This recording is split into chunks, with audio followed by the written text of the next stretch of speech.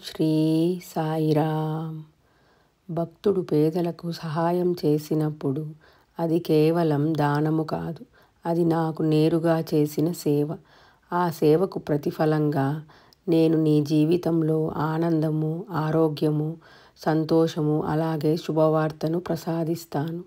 ఇదండి బాబావారి సందేశము.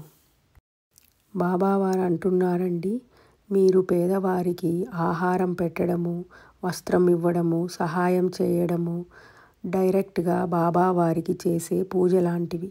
బాబావారు ఎల్లప్పుడూ అంటూ ఉంటారు కదా, ప్రతి జీవిలో నేను ఉన్నాను అని. అలాగే మనందరికీ తెలుసు బాబావారికి అన్నదానము అంటే ఎంత ప్రీతియో. మీరు చేసిన దానము వృధా కాదండి.